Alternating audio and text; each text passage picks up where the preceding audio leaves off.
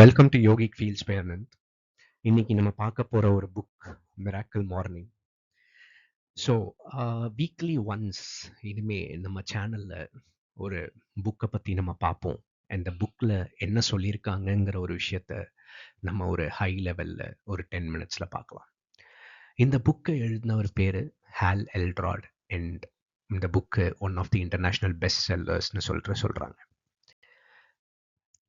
இந்த புக்கில் நிறையா விஷயங்கள் கட்டமைக்கப்பட்டிருக்கு.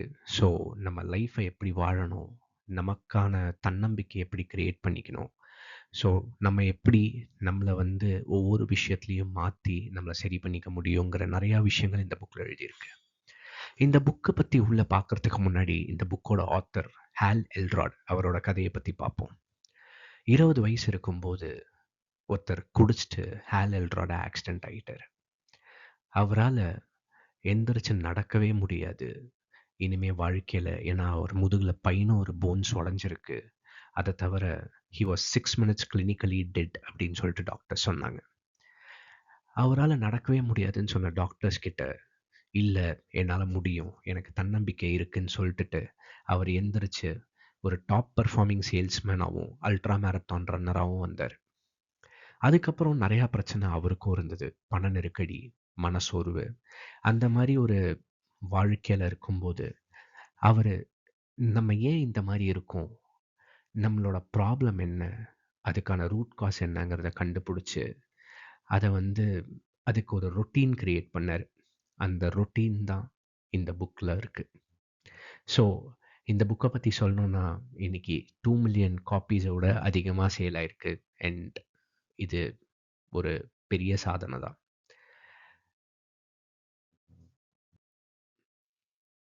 இந்த புக்கில் மேஜராக கொடுத்துருக்கிறது த லைஃப் சேவர்ஸ். ஸோ 6 பழக்கங்கள் நம்ம காலையில் எந்திரிச்ச உடனே பண்ணோம். இந்த பழக்கத்தை நம்ம பண்ண உண்மையிலேயே நம்ம வாழ்க்கையில் மிகப்பெரிய மாற்றங்கள் வரும். நீங்கள் பார்த்தீங்கன்னா இந்த 6 பழக்கங்களை அவர் silence, affirmations, visualisation, exercise, reading and scribing, இது மொத்தமாக சேர்த்து சேவர்ஸ்னு குறிப்பிட்டிருக்காரு. காலையில் எப்பயுமே நம்ம சீக்கிரமாக எந்திரிக்கணும். எந்திரிச்சு நம்ம ஃபஸ்ட்டு சைலன்ஸை ஃபாலோ பண்ணணும். என்னடா இது சைலன்ஸை ஃபாலோ பண்ணணுன்னு எல்லாருமே கேட்குறீங்க. எஸ், நம்ம காலையில் எந்திரிச்ச உடனேவே ஃபஸ்ட்டு நம்மளோட பல் விளக்கிட்டு மூஞ்சி கழுவிட்டு தியான பயிற்சி இல்லை மூச்சு சுவாச பயிற்சி, பிராணாயாமா அந்த மாதிரி ப்ராக்டிஸ் பண்ண ஆரம்பிக்கணும். இது நம்மளோட மன அழுத்தத்தை சரி பண்ணி நமக்கு உண்மையிலேயே ஒரு மன தெளிவை கொடுக்கும். அடுத்து முக்கியமான விஷயம் அஃபர்மேஷன்ஸ். நம்ம யாராக விரும்ப போகிறோம், நம்மளோட எண்ணங்கள் நேர்மறை எண்ணங்களாக இருக்கணும் அப்படிங்கிற விஷயத்தை நம்ம அடிக்கடி கொண்டு வந்துகிட்டே இருக்கணும். அதுக்கான விஷயந்தான் இந்த அஃபர்மேஷன். Next visualisation. விஷுவலைசேஷனில் நம்ம மேஜராக நம்ம எப்படி இருக்கணும்னு நினைக்கிறோம், நம்மளோட வாழ்க்கையோட கோல் என்ன, ஸோ அது ஏற்கனவே நம்ம அச்சீவ் பண்ண மாதிரி நம்ம கண்ணை மூடிட்டு விஷுவலைஸ் பண்ணும்போது நம்மளோட விஷயங்கள் நமக்கு சீக்கிரமாக நடக்க ஆரம்பிக்கும். அடுத்து எக்ஸசைஸ். உடற்பயிற்சிங்கிறது ஒரு முக்கியமான விஷயம். நம்ம உடற்பயிற்சி பண்ண நம்மளோட உடம்போட சக்தியும் அதிகரிக்கும். நம்மளோட கவனத்தை நம்ம சிதற விட மாட்டோம். நம்ம எல்லா விஷயத்துலையுமே கரெக்டாக இருப்போம். அடுத்த பாயிண்ட் ரீடிங். ஸோ ரீடிங்கிற ஹேபிட் முக்கியமான விஷயம். ஏன்னா ஒருத்தரோட பர்சனல் டெவலப்மெண்ட்டுக்கு நமக்கு ரீடிங் ரொம்பவே முக்கியமானது. நிறையா புத்தகங்கள் படிக்கும்போது இல்லை நிறையா மனிதர்களை சந்தித்து அவங்ககிட்ட பேசியோ பழகும்போதோ நமக்கு புது புது ஐடியாஸ் கிடைக்கும். ஸோ அந்த ஐடியாஸ் நமக்கு தன்னம்பிக்கையும் நம்ம வளர்ச்சிக்கு என்ன தேவைங்கிற விஷயத்தையும் எடுத்துக்காட்டும். ஸோ முக்கியமான விஷயம் படிக்கிறது, ரீடிங்கிற ஹேபிட்டை கொண்டு வரணும். அப்புறம் ஸ்கிரிப்பிங். ஜென்ரலாக நம்ம ஒரு விஷயத்தை மனசில் நினைப்போம், ஆனால் அந்த விஷயத்தை நினச்சிட்டு அப்படியே விட்டுருவோம்.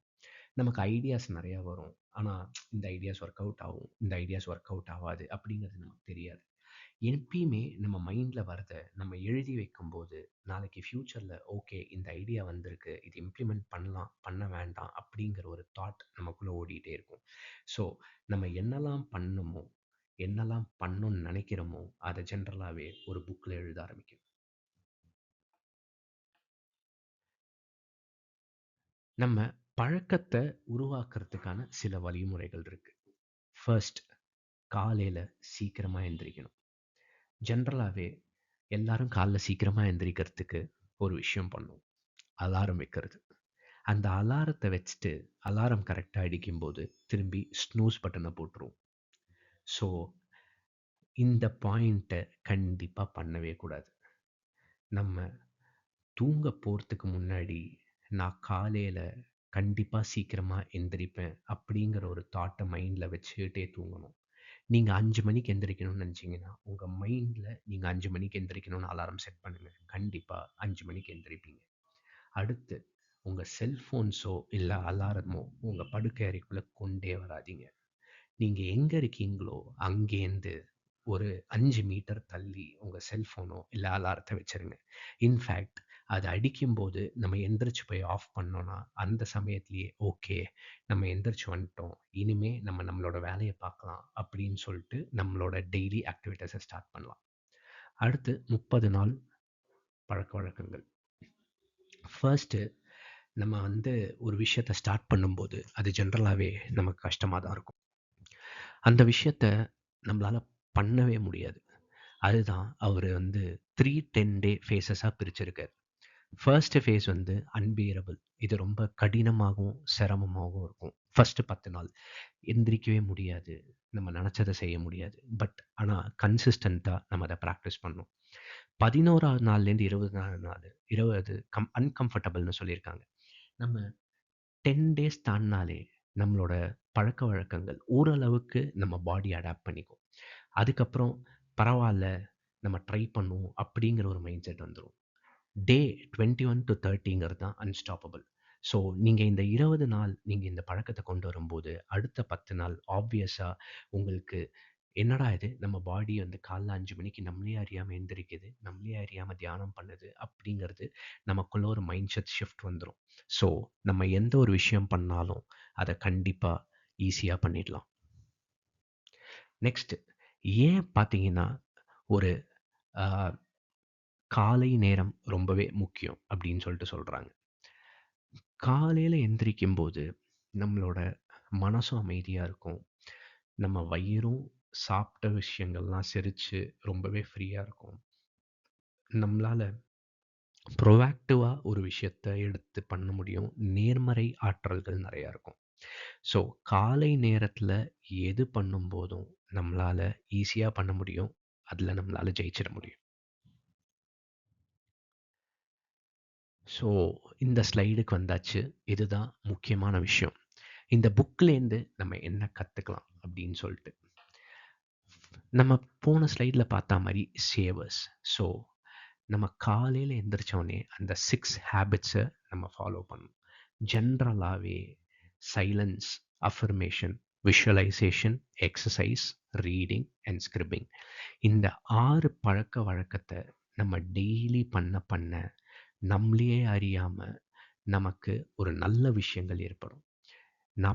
நீங்கள் டெய்லி படிக்க ஆரம்பிப்பீங்க, டெய்லி சிந்திக்க ஆரம்பிப்பீங்க, டெய்லி உடற்பயிற்சி செய்வீங்க. ஸோ உங்களுக்குன்னு ஒரு சுய அடையாளம் வந்து உருவாகும். அதை தவிர காலையில் எந்திரிச்சு பண்ணும்போது சிறிய சிறிய பழக்கங்கள் நம்ம பண்ண பண்ண அது நாள் முழுவதும் நமக்கு ஒரு நம்பிக்கை கொடுக்கும். இந்த விஷயத்தை நம்ம காம்பவுண்டிங் எஃபெக்ட்னு கூட சொல்லலாம்.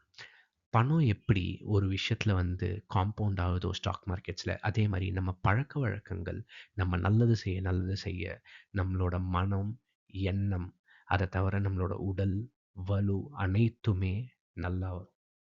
இந்த விஷயத்தை நம்ம தொடர்ந்து செய்ய செய்ய செய்ய நம்ம வாழ்க்கையில் எல்லாத்துலேயுமே ஜெயிக்கும்.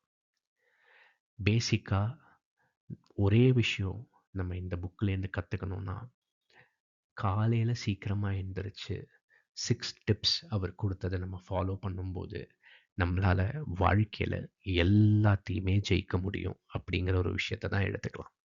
இந்த புக்கோட ஃபுல் எக்ஸ்பேண்டட் டீட்டெயில் உங்களுக்கு வேணும்னா கீழே கமெண்ட் பண்ணுங்கள். நான் இந்த புக்கோட சாப்டர்ஸ், அதை தவிர புக்கில் ஒவ்வொரு சாப்டரில் என்ன டிஃபைன் பண்ணியிருக்காங்கன்னு டீட்டெயிலாக ஒரு வீடியோ போடுறேன். Thank you. Please do like and subscribe Yogic Fields by Anand.